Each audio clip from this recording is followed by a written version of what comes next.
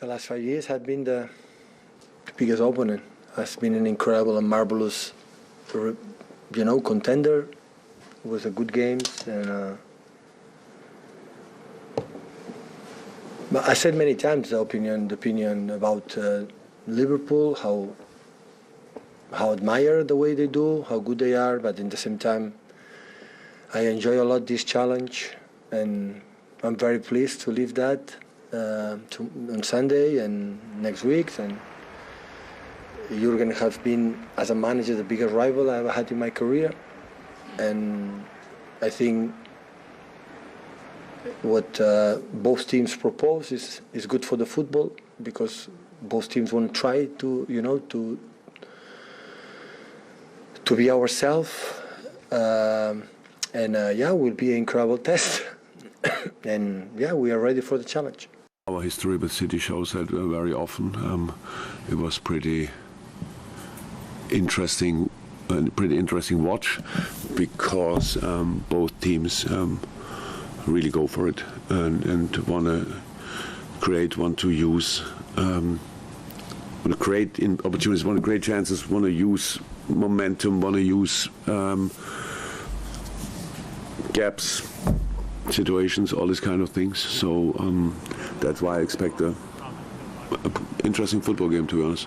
I watched a lot of football in my life, but I cannot now not say that I was always in the subject, the detail that I can say that's the biggest I know about big rivalries. It's cool. It's cool. The last 4 years or whatever, since we stepped up a little bit and could close the gap to cities slightly, it's interesting. Absolutely, we push each other on incredible point tallies.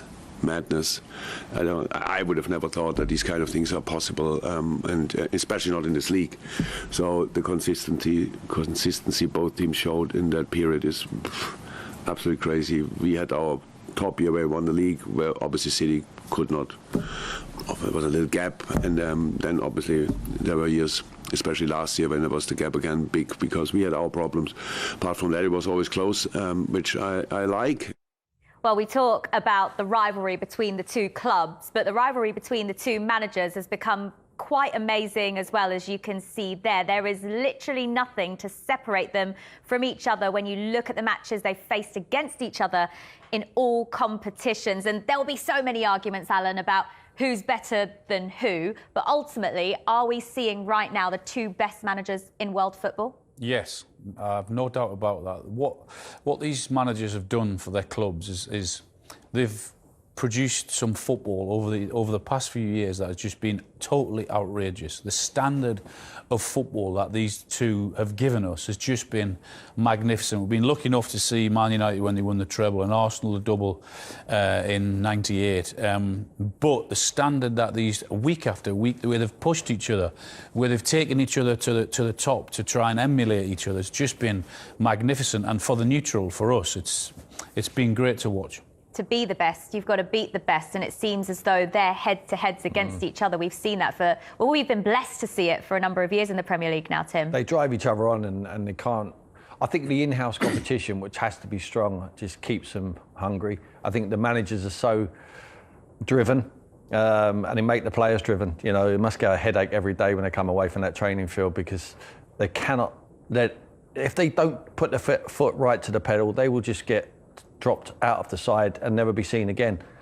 You see with Jurgen, I'd be interested to know from Alan which team you'd rather play for.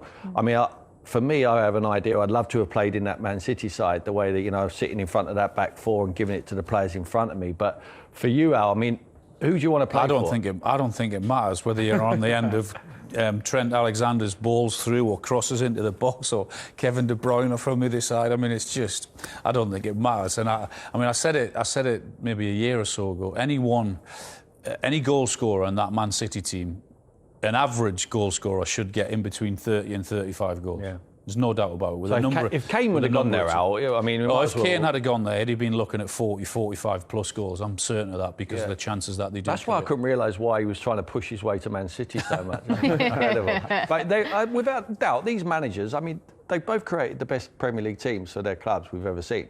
Well, Man City goes without saying. But Liverpool, it's an argument to say, is this the greatest Liverpool side ever? I mean, when I was coming through, played against one what I thought was incredible. I haven't played against his team. And when I watch them play, I don't want to play against them because of the intensity they play with and the firepower they have in forward areas. But I think there's an argument to say the greatest, these two managers are the two of the best managers. I think Pep's the greatest coach we've ever seen in the Premier League. I think Sir Alex Ferguson has to say as the greatest manager. Different facets to it. But he's not far behind him, Jurgen Klopp. And the way they're at it, you know, it is relentless. Yeah. I mean, they've got different styles, but what they do similar is the way they go after teams, the way they press when they haven't got that ball, and to do that every single week after week, month after month, year after year, to have the desire to wake up every morning to say, yeah, I'm going to be at it, because the manager, that's what both managers demand, that they do it in the week and then they also do it when it matters in the game. So to have that drive and the personality and the desire to do that, I think it's just amazing. We watch the Premier League week in, week out. So we watch Manchester City and Liverpool every single weekend, and we get to see the way these coaches coach their team and how they set up. But how is the rivalry between the two seen across Europe?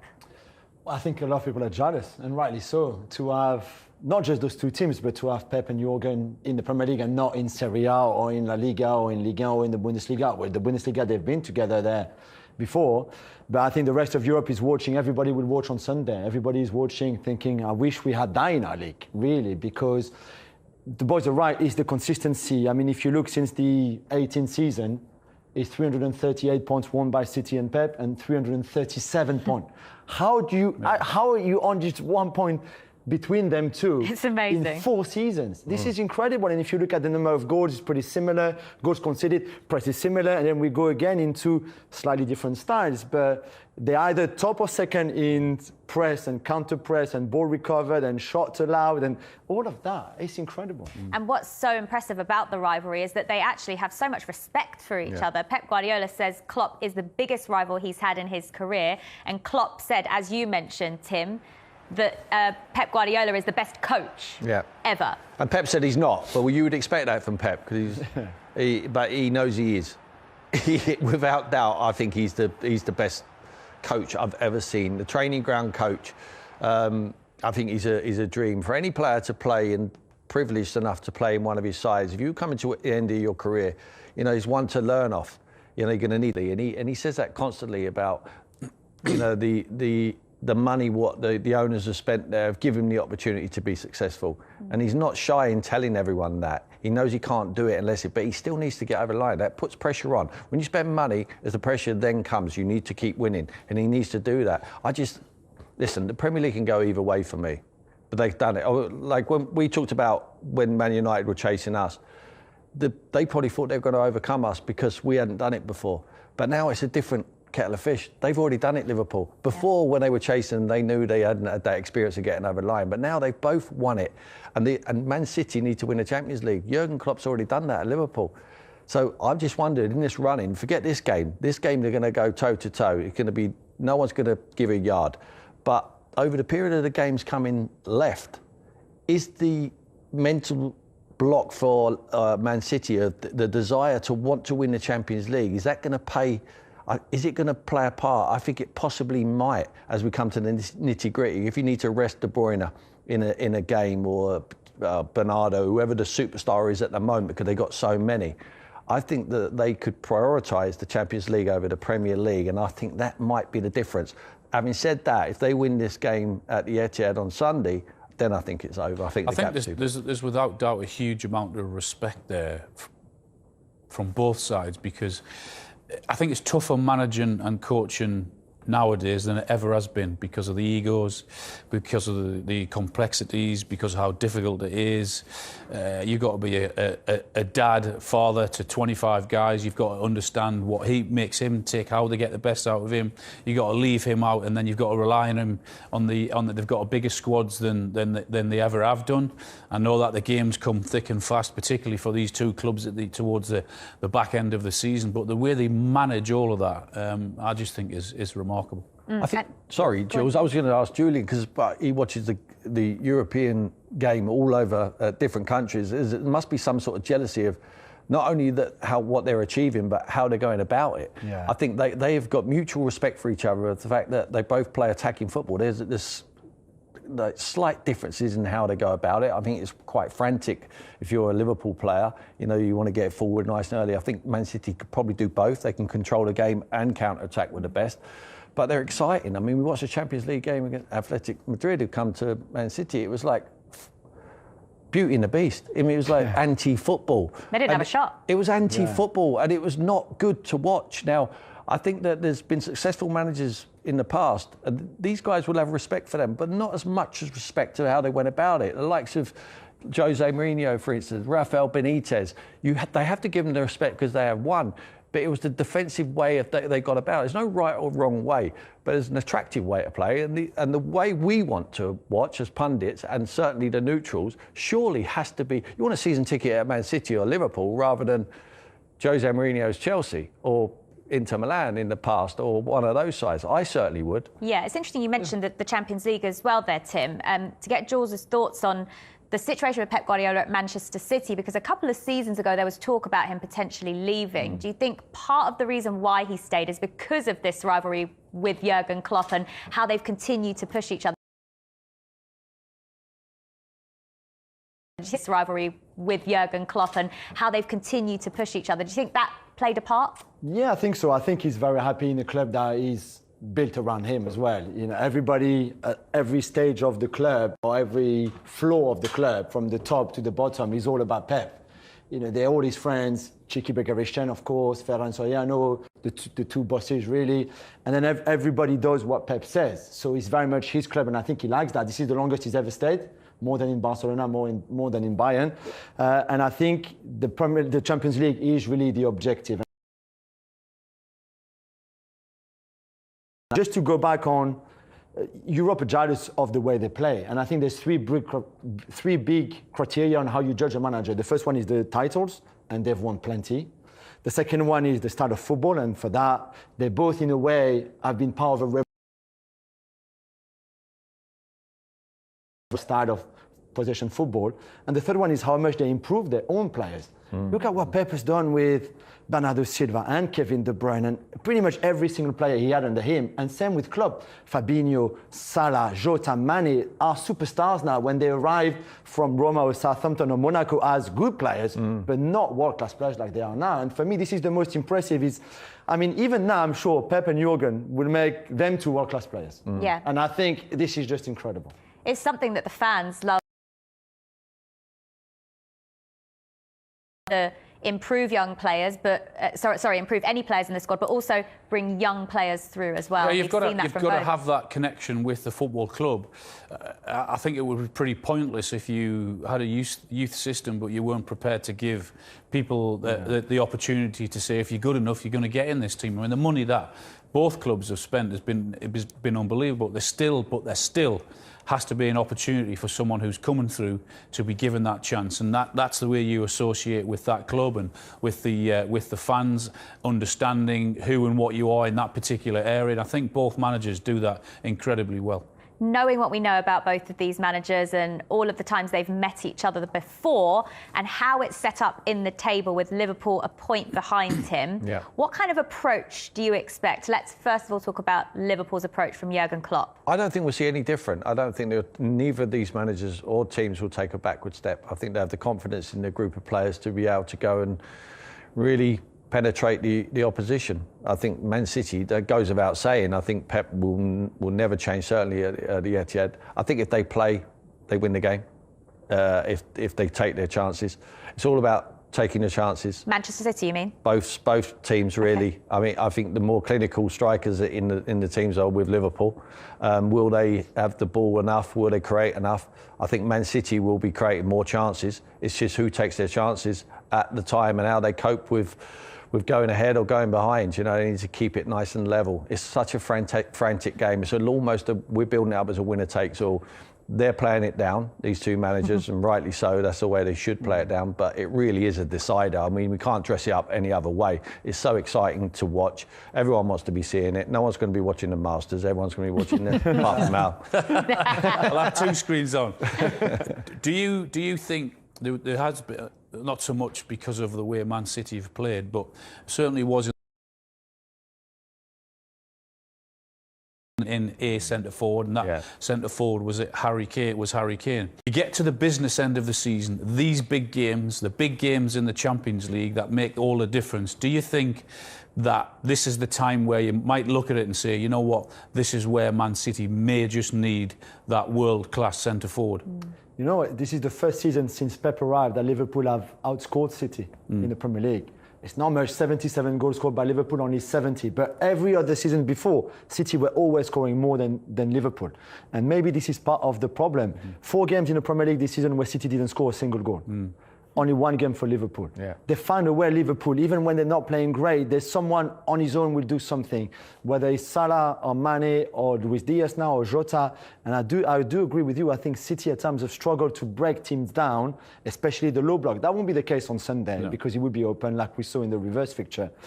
But you're right. I think he can deny it as much as he wants. Just against the better opposition, when it means that little bit more, when teams are that much better at this stage of the season, when you're in the latter stages of the competition, I just wonder whether they just missed that little bit of know-how in front of goal with that top-class centre forward, and obviously I don't think that will be the case for Liverpool because the options they've got in forward positions is ridiculous. But that's why he tried so hard to sign Kane, and that's why they're trying so hard to sign Haaland for next season, for the same reason. OK, well, that actually takes us nicely on to focusing on the players now, because we've heard from the managers. So now let's listen to a man who lit up the reverse fixture at Anfield with one of the goals of the season.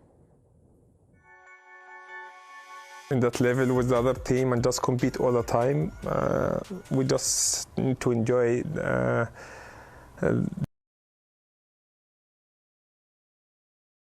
we always trying to win each game, not just last 10 games, but I think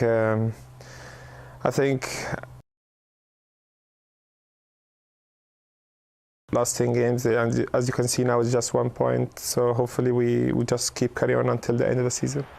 I saw my game improving, I can say, but before also, like, it was last season or no, season before, I had also 10 goals, I think 19 goals, like 10 assists. My first season also was 10 assists. So I'm always trying to score goals. I feel a lot of improvement as well with the ball.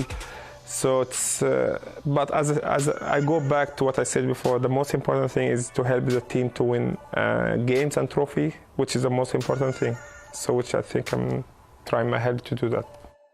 Well, he's an extraordinary player. Would you say he is right now the best in the world, Tim? I think he's having a wee dry spell. Nothing to dry worry. by his standards. Nothing to worry about. But yeah, certainly one of the best players in the Premier League at the moment. And if you're one of the best players in the Premier League, you have to be one of the best players in the world because it's the best league in the world. Incredible. Turns up on big occasions. We saw on the reverse fixture there. That goal was just incredible, wasn't it? I mean, you don't know which way he's going to go. He twists, leaves bodies on the floor. It's just a wonderful striker. But like I say, the biggest thing is he's not a flat-track bully against the smaller sides. He turns up on a big occasion, and I expect him to be very prominent on Sunday. It was a 2-2 draw in the reverse fixture at Anfield, and Mo Salah was just one of the players who was on the score sheet that day. Did that goal, was it more impressive, Alan, because it was against Manchester City? Because we saw that he did practically the same thing against Watford in the next match, but was it because it was Man City? Yeah, absolutely, because you want the big players to perform in the biggest of games, and that was, and for someone to show that brilliance, that skill, I mean that ability is just incredible. The way he goes left, right, off the way he did.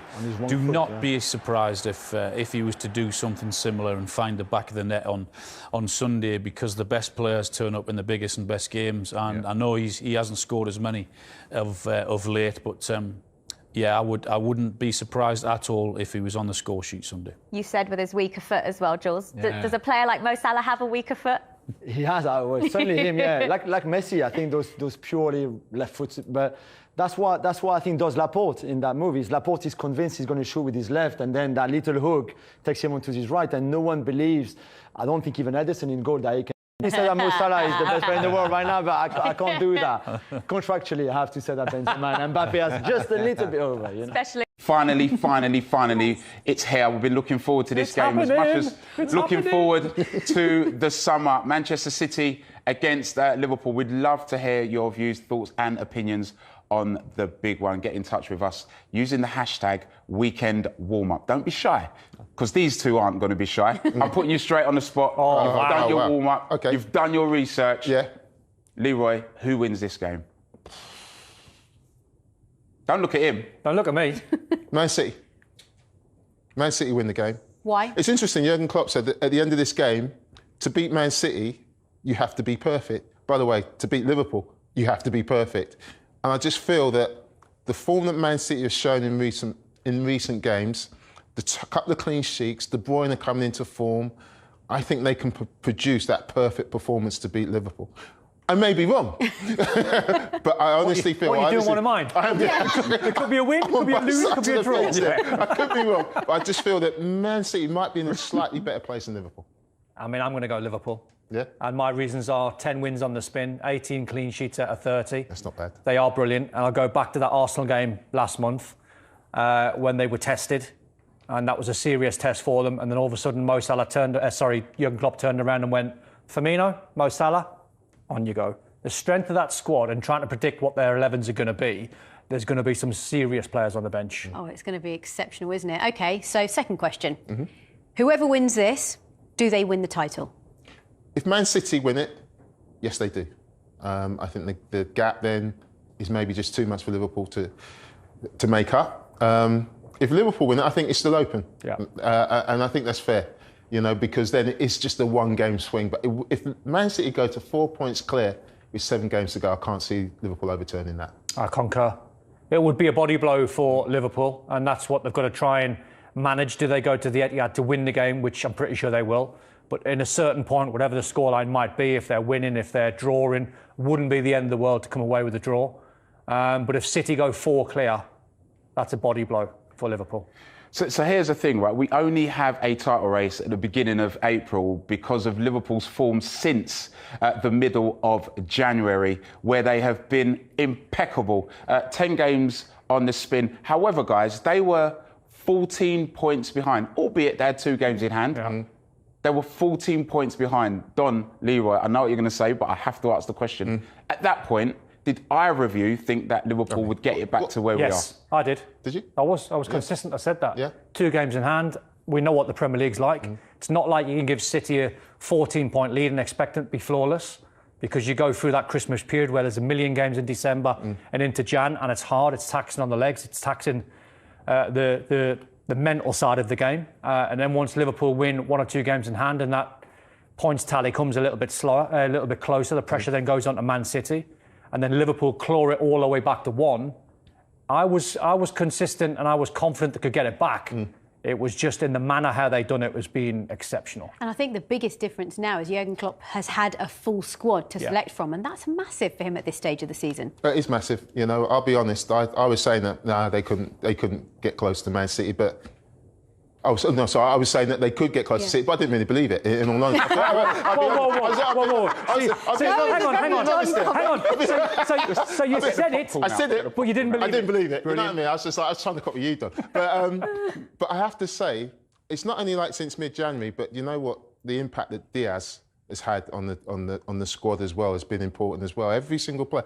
Jota's been terrific. Both Diaz. One Diaz coming in, one Diaz going out. Absolutely. The impact has been terrific from Luis Diaz, and he most probably won't play this weekend. So look, now it's happened. I'm not surprised, because this Liverpool side is so good, and they've been so good under Jurgen Klopp in so many ways. And you've got to but go when back. they come under pressure, Don, that's when they deliver. And you got to go back to that difficult period. Correct me if I'm wrong. In the 14 points, it was the African Cup of Nations going on as well. Yeah, absolutely. So how Liverpool got those players behind the scenes to then go straight into that first team and make sure you secure some results till the lads come back was incredible. Well, especially when Salah and Mane, they're contesting the African Cup of Nations, they're playing every single game, they're going to penalty shootouts. Thinking they can't cope with that. They're 2 best players, but again, Diaz and Jota cope with that, and then they come back. Is Salah going to play? Of course, he's straight back in, off and running. Mane, they've got to go back off again for a World Cup qualifier. Well, they come back, they go and do it again. And the job that Jurgen Klopp's probably done, particularly with Mo Salah, more so than Mane, because of the trophy that he's won and the World Cup qualification, where Mo Salah's had 2 bad ones, isn't he? Yeah. 2 horrendous ones for him, losing out in the final, not making it to a World Cup. So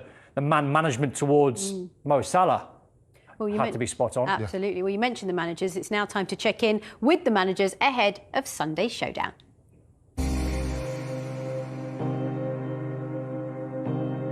I have to talk to it there. He helped me, his teams helped me to be a better manager. I couldn't respect him more. It's not possible. For me, he's the best manager in the world. During the last 5 years, every single year we were there. Wow. Two of the best teams, yeah, for sure. What is sure is the Liverpool and Man City in the last years, we raised the bar, we raised the targets like a Premier League had before, that's for sure. We push each other a lot, and I think the other teams, they realize they have to push more to chase us, so that is the truth. Look, if I would be a different person, I would be probably a little bit depressed about the fact that Pep Guardiola is constantly coaching these kind of teams. Maybe thought we could have won more titles with Dortmund if Pep wouldn't have been at Bayern. Now he has pretty much the same. Imagine they would not be here. We probably would have won at least one more league title. But I'm not like this, thank God. So I'm completely happy with our situation, but I respect a lot what they are doing, to be honest. It's an insane football team. And for me, the world's best manager. So that's a combination which makes it quite tricky. When we were 14 points against Liverpool, even myself, I could not believe it because I know what opponent we're going to face is Liverpool. It's maybe one of the best teams in decades in this country, in Europe. So I know the reality is 1 point right now, or we can 1 up or 2 or 3 down. This is the normal, the reality. So this is what I have to be. And again, it's an honor to be there, to fight for, to beat them and win the Premier League. Obviously, Man City is a pretty good football team, and that means, of course, there's a rivalry. Thank God there's a rivalry. For me as a manager, I said he's the best contender I ever faced in my career. If you want to beat City in the league, I think I said once you have to be close to perfect. I think you have to be perfect meanwhile. There's just no space for any kind of little drops or failure or whatever.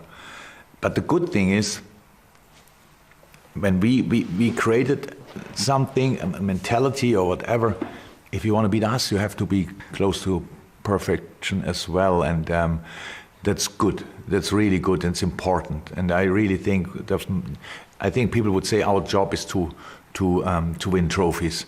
I think it's slightly different. That's the icing on the cake. Our job is actually to entertain people. What I'm proud the most is the fact that, I said before, that this consistency in every 3 days during 5-6 seasons in this country. I said many times, so just take a look. Just take a look, the winners of the Premier League the year after what happened. And they dropped massively.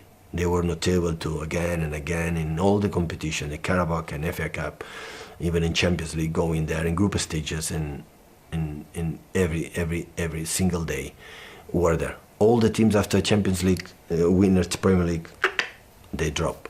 This is I think the biggest success of this club. Miles away to win the Premier League, or of course the dream to win the Champions League or the titles, is always being there when you arrive in the latter stages. And this is so difficult, my friend. This is so difficult. We are a good football team as well. So but we are different. But we developed together, and that makes it so enjoyable and makes it so satisfying and great in moments. That doesn't mean, obviously, we failed already big because of not becoming champion for 1 point or 11 inches or whatever. That's not nice, but it shows you are on the right way, you're on the right path, and it's really cool. It doesn't give you any kind of guarantees, but it gives you the chance. And in life, you never need more than a chance. If you have a chance, I really think you should give it a go, and that's exactly our situation. There's no pressure, it's just opportunity. So let's go for it and let's see where we will end up. I'm pretty sure all the people will be watching that game. Is it live everywhere? This is the most difficult game in the world of football. Since many years, we try to compete against this legendary club. For us, it's an honor. Hopefully for them too. Who? Yeah. Oh, good. I want to make a joke, but it didn't work. Thank you. See you on the grass. Two exceptional managers who have two exceptional squads to select from, and we've handed you boys the task of selecting who the starting 11s might be for both. And if you just look at the matchups, Leroy, it's incredible. It is incredible, and I think Don had an easier task than me. Usually it's Man City is easy to pick, but I had a real problem here. I think Ruben Diaz has been ruled out, so I think John Stones will play centre half, even though I think Nathan Hackey's done really well, really has lifted his performances. Kyle Walker's fit, which is, I think, massive for City. It means that John Stones doesn't have to go and play out there, so he gives them strength, and he gives them pace and power and know-how and experience. The midfield, I think, picks itself. I think that's, for the big games, that is City's best midfield. Bernardo Silva, he seems to, have an extra bit of rocket fuel on his back when he plays in these games. Yeah. Rodri and De Bruyne, who's at the top of his form, we'll speak about him a little bit later. The front three was really difficult for me. But I think these are the players who are in top form. I thought Sterling against Burnley was terrific, even though he played down the right-hand side. I think Mahrez has been terrific, and he's the sort of player that could cause Andy Robertson a few problems at left-back. And this guy, I just think he's going to be an incredible footballer. And I think for the big games, when he plays in that false nine position, not only does he give you a goal threat, but he also supplements the midfield. He gives control of the ball, control of the game to City. He plays with De Bruyne, and he understands the role absolutely perfectly. And then you look at their bench. Look, it is so strong. £100 million Gundogan, who scores goals. You've got Zinchenko, who's a regular last season. Then you've got a couple of young lads, Fernandinho, with vast experience, to an outstanding squad. But I think that'll be the starting 11, Don. What about Liverpool? I think my team, or Liverpool's team, from Jurgen Klopp's point of view, is a pretty easy one to pick, especially at the back and midfield. I think this back five picks itself. There'll be no changes. I think that's his strongest three. I mean, I've got a doubt over Jordan Henderson. It might be Naby Keita, the form that Naby Keita is in. But I think he might go with Jordan Henderson's experience, Fabinho, Thiago. The top end of the pitch now starts getting interesting for Liverpool. Many people think that he might go with Diaz, and he might, I could be wrong, or Firmino instead of Jota. I think when Jurgen Klopp's picking this team to play against Man City, I think he's looking at individuals, and he's looking at the quality and the individuals of Man City. So I would expect Mane over Diaz.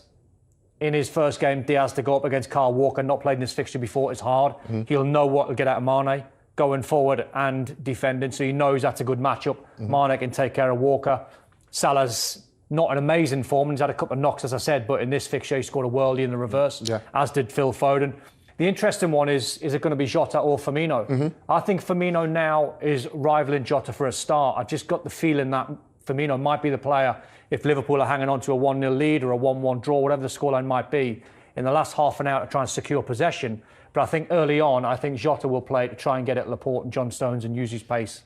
Absolutely, and you haven't even mentioned the bench, because all of a sudden Liverpool's bench looks incredible, doesn't it, Seema? It's incredible. And actually, you said about Diaz, he started, didn't he, against Benfica, so that was already sort of a sign that he might start. And one player I don't think will start, I'm not going out on a limb here, Seems, is James Milner at right back. Oh, okay. Because he should have been sent off in the reverse fixture. So that's where probably James Milner will be, or coming off the bench using his experience. Continues this weekend. Look, we cannot wait. And we've spent a long time, whilst that VT was going on, looking at these players and saying, well, who's going to be up against who? Who's going to win these battles? So come on, Don. What's the first battle you're looking out for this Sunday? Well, with the way Pep picks his side, we know he's going to go with the false nine, depending on who that individual is, whether it's Gundogan, Sterling, Foden, Mahrez. So I'm looking at that position there for Liverpool. And I think that's the most important area. If Man City get Phil Foden in these sort of areas, that could be key, or Gundogan, Sterling, whoever plays that false nine. That's why I think Fabinho's role in this team is so important for Liverpool. The king of breaking things up, the king of knowing where to be positionally. Passing, excellent. He can release the front men as quick as possible, but defensively, he's got a really important role to play. I agree, Don. I think that midfield battle is key. Look, we all know about the top end of the pitch. They've got some amazing players, but if you can't get good possession of the ball, you can't get the service into those front lads. I mean, Jordan Henderson, a little bit of a doubt as to whether he's going to be fit enough to play. If he doesn't play, then I do think Liverpool might have a little bit of a problem, because if City control that midfield, and you know what, I think Liverpool would be quite happy for Man City to have more possession. It's about when they win the ball and they can play on that counter-attack. And if they can't win the ball enough to give service to those front three, I think there might be a problem. And I think Don's right. That midfield there in front of that back four, but the midfield's going to be the key. It's just one of them. Your eyes, when you look at the quality of players on show, your eyes are transfixed everywhere. Because people at home are probably saying, what, Mo Salah up against Cancelo? That's a battle. Yeah. Sadio Mane or Diaz up against Kyle Walker? That's a battle. There's so much quality. Leroy, just going back, the doubt over Jordan Henderson, is that tactically or fitness? Are you saying if he's fit, he starts, or you're not sure? If he's fit, he starts. Okay, cool. Absolutely. If he fits, he starts. And I think he'll do everything to make sure he does play. I do think, though, Naby Keita's a really good player, Thiago a really good player, but they're not as good without the ball, with Henderson not in the side. And that's a real problem, I think, for Liverpool, just to get the ball back off Man City. We saw what happened in the first game. Then as soon as Salah got into the game, then Liverpool got a kind of a foothold in the game. But Don's right, that Cancelo-Salah thing, we were saying before the game, look, on form, Salah doesn't play. Ridiculous thing to say, but absolutely true. But this could be the game where he comes back because he is that good. Cancelo has been one of the best attacking right-footed fullbacks I've ever seen. So who's going to be? Is Salah going to run back with Cancelo? Well, I don't think so. I think halfway line he might say, look, pass him on. Will Cancelo go all the way in? I promise you, Cancelo will go all the way in. Do you think he goes with Jota, looking at the potential centre-backs for Man City, John Stones and Laporte, with their lack of pace over Firmino? Yeah, look, I do think the thing with Stones and Laporte, I think they'll be quite happy to deal with that. I think the problem is when they get pulled into those midfield areas to create that space. And Firmino's so clever at that. And the other thing, Dom, talking about the midfield battle, what Firmino does really well playing there, he drops into midfield and he nicks the ball, from behind. So there's so many things that Klopp and Pep need to look at. Are you glad we didn't ask you to do a combined starting 11 for this? Well, he did. No, I think that'd have been all right. I wouldn't. I was all right. I was quite happy with it. Right. Right. So you would have been happy. Well, you didn't have Salah in. Yes, I did. It's a fascinating matchup, and even over the last 4 or 5 seasons, I think that Manchester City, squad-wise, performance-wise, have been way ahead of everybody else. I think this is as close as the two squads and the two teams have been. The 2-2 in the reverse fixture was epic, wasn't it? Yeah. That's the standard. And you hear Pep talk about raising the bar. That's what these two teams have done. I just disagree with one thing you said there. You said that Man City have been way ahead of everybody. They haven't been way ahead of Liverpool. Honestly, I think Liverpool... They've only won 4 titles to 1. I know, but I think Liverpool's performances have been... But Liverpool's won the Champions League in there as well. Liverpool's performance has been any other It's era. the one team in world football Pep fears. Yeah, He's been open, he said it. Exactly. He said it years ago.